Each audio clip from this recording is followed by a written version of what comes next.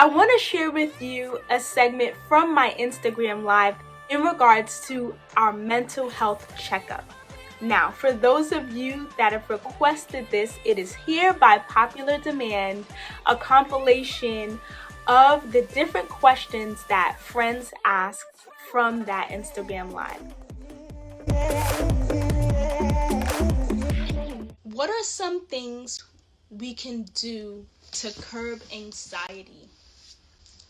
Sips tea. Struggling with anxiety. Anxiety is a God-given emotion, by the way.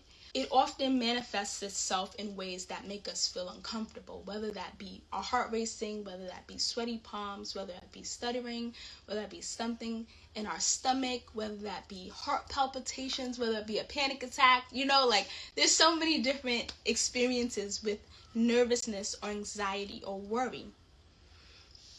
But instead of just giving coping skills on how to curb anxiety or navigate it, if we're wrestling or struggling with it to the point where it's impacting our daily decisions or it's impacting our relationships or the way that we function in those areas that I was saying, like at home, at school, at work, and relationships, then we need to really look at what is the root. What is the root issue here? I often use this analogy of like this tree that bears fruit, right? Whether it be apples, today's going to be apples. On that apple tree, the anxiety symptoms will be the apples, right? So whether that be sweaty palms, racing thoughts, inability to sleep, I can take all the apples off. But eventually those apples will reproduce in return. Why? Because there's still roots that haven't been attended to. So I would say for us to use one of our strategies to be able to look at what are some of the root issues of my anxiety. What am I really afraid of? And a lot of times, anxiety is rooted in uncertainty, or the fear of uncertainty rather, and lack of control.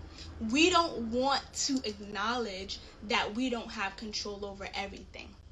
So I used to struggle with anxiety, and I used to be a control freak. I'm being delivered.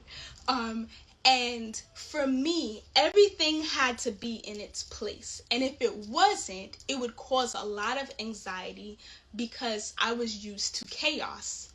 So the only thing that I had control over is what I would do with me. And when I had level of freedom, I wanted to control everything, everyone, and every situation. Well, guess what? I can't, and you can't either, but that's going to make us feel anxious. So if it's a control issue, then that needs to be dealt with, right? That could be a root. That could be a root issue. I'm not sure who that was for, but I hope that you're encouraged by that. Begin to look at the root issues and not just the apples on the tree. How is anxiety a God-given emotion? This is an awesome question. Because essentially it's asking, like, how do negative emotions, how are they God-given as well? Well, let's look at how God can use them in purpose, right? Like, every emotion that he gives is purposeful. So if I have, anxiety is very similar to fear. They can be anonymous. If I have an experience of fear, say I'm in the woods. You guys know I like to go hiking lately. And I see a bear, a big black bear. Y'all know I'm little. I can't fight no bear, right? So I have the emotion of fear. What does fear do to my physical body? Well, my heart starts racing fast. I have the ability to zone in, so my vision becomes focused, and all the blood begins to run to my heart, which is essentially why it's racing faster. My body is having a response to an external stimuli that's saying, danger, danger, danger, run, hide.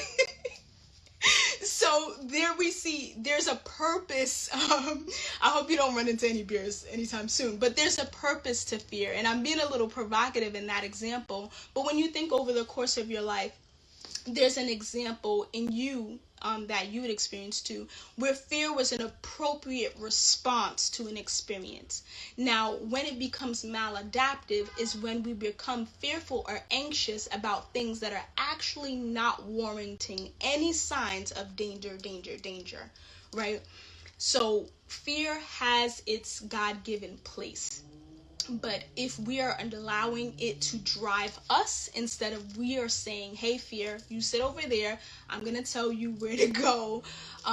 It depends on who's in the driver's seat, but it can, I've even had, in spiritual discernment, I've even had experiences where I've had anxiety, and then I began to pray and discern, like, God, what are you saying? What are you speaking to me?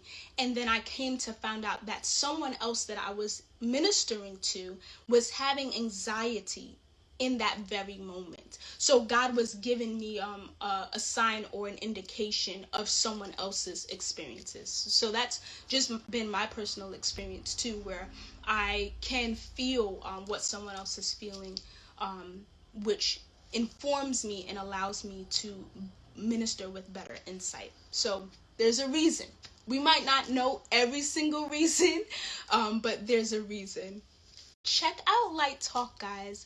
We've been going strong since January 2020, and God has continued to move through the content on relational intelligence, emotional wellness, and spiritual maturity. Follow me as I follow Christ. Like, this journey we're doing it together. So if you're already following me, if you're already subscribed, thank you. I love you. But go share it with somebody else. Good night, guys. Love you so much, so much, so much. And thank you for your prayers, for your hearts. It's really, really encouraging.